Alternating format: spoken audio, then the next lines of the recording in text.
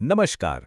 आज के इस विश्लेषण में हम इतिहास के एक ऐसे पन्ने को पलटने जा रहे हैं जो किसी सस्पेंस थ्रिलर फिल्म की कहानी जैसा लगता है, लेकिन यकीन मानिए ये पूरी तरह से सच है। जरा 1980 के दशक के भारत की कल्पना कीजिए। ये आज का चमकता हुआ डिजिटल भारत नहीं था। ये एक ऐसा दौर था जब इस विशाल लोकतंत्र को खामोशी और पूरी प्लानिंग के साथ लूटा जा रहा था। सच कहें तो ये एक बहुत बड़ा ऐतिहासिक संकट था। लेकिन तभी एक ऐसा नौकरशाह सामने आया जिसने सिस्टम की सोई हुई संस्थाओं को झकझोर कर रख दिया। एक अकेला इंसान जिसने दुनिया के सबसे बड़े लोकतंत्र की दिशा ही बदल दी। तो आइए टी.एन. शेषन की इस अविश्वसनीय कहानी और उनके ऐतिहासिक प्रभाव को गहराई से समझते हैं। इन शब्दों की ताकत को जरा महसूस कीजिए। मैं भारत का मुख्य चुनाव आयुक्त नहीं हूं, मैं संविधान का रक्षक हूं। यह सिर्फ प्रभाव जमाने के लिए कही गई कोई लाइन नहीं थी। ये टी.एन. शेषन का अपने पद और देश के प्रति एक अटूट विश्वास था। ये इस बात का खुला ऐलान था कि चुनाव आयोग अब किसी सरकार के इशारों पर नाचने वाली कठपुतली नहीं रहेगा।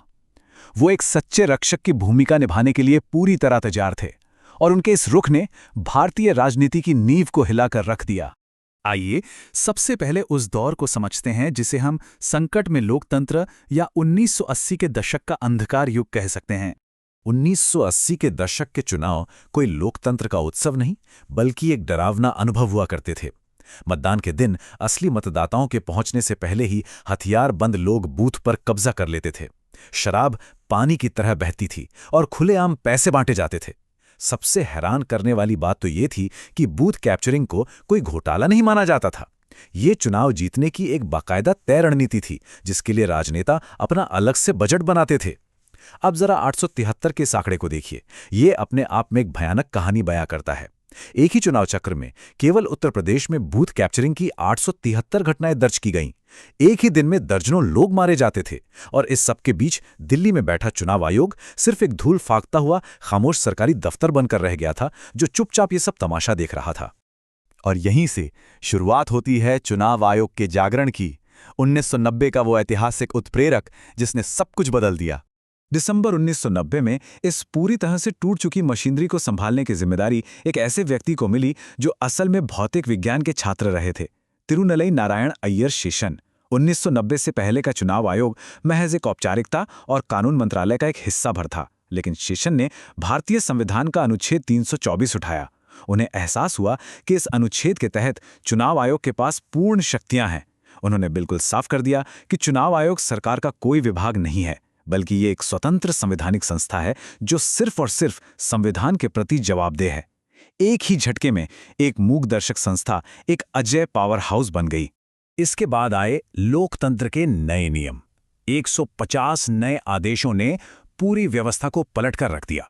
संविधान से मिली इस ताकत को पहचानने के बाद शेषन ने एक्शन लेना शुरू किया।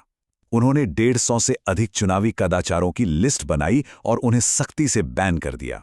मतदाताओं को रिश्वत देना बिल्कुल बंद। चुनाव से पहले शराब बांटना पूरी तरह से बंद। सरकारी गाड़ियों का इस्तेमाल, जाति या धर्म के नाम पर वोट मांगना सख्त मना कर दिया गया। यहां तक कि रात में बजने वाले लाउडस्पीकर और दीवारों पर लिखे नारों को भी बिना मंजूरी के अवैध कर दिया गया। और ये सिर्फ कागजी नियम नहीं थे।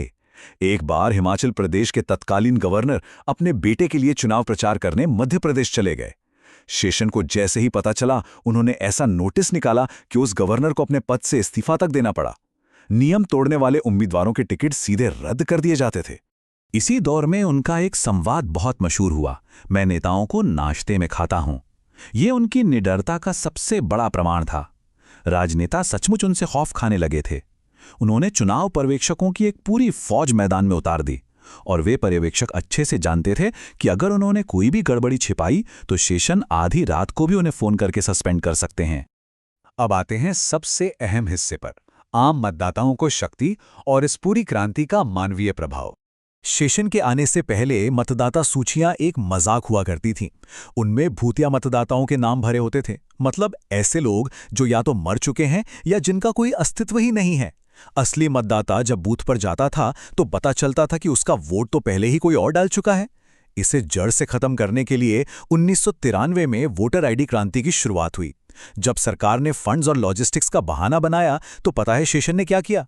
उन्होंने अगस्त 1993 में देश के सभी राष्ट्रीय चुनावों पर रोक लगा दी। उन्होंने साफ कह दिया कि बिना फोटो वाले आईडी कार्ड के कोई चुनाव नहीं होगा। ये एक बेहद साहसिक कदम था।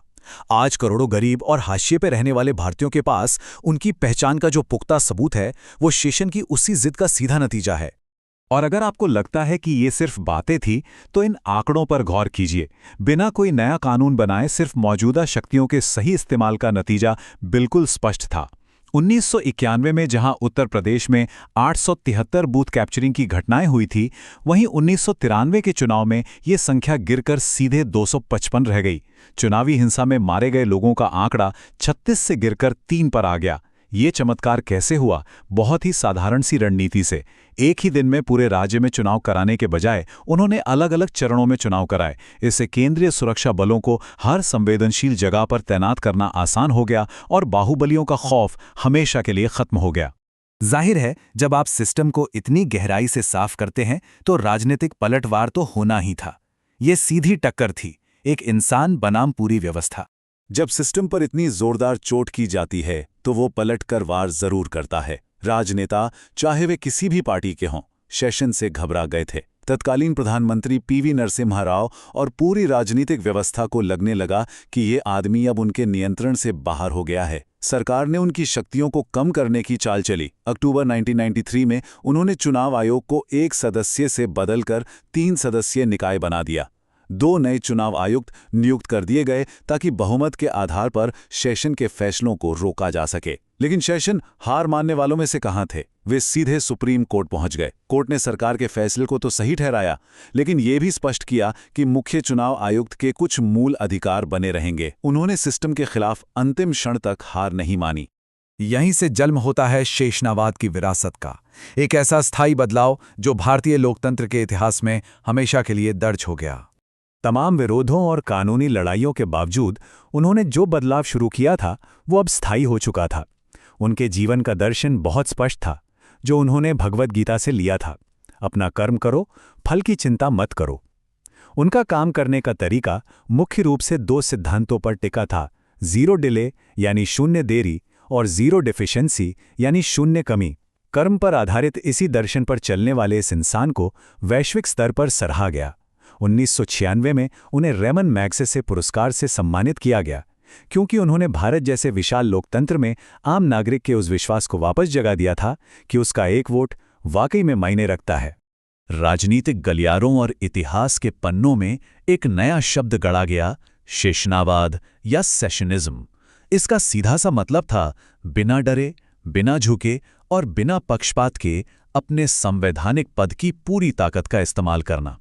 आपको बता दें कि एक बार किसी राजनेता ने चिढ़कर उन्हें एल शैशियन कुत्ता तक कह दिया था, लेकिन भारत की जनता ने इस अपमान को एक सम्मान का बैज बना दिया। लोगों ने खुशी खुशी स्वीकार किया कि हां, वो लोकतंत्र के असली वॉचडॉग हैं, जो वास्तव में इस लोकतंत्र की रखवाली कर रहे हैं।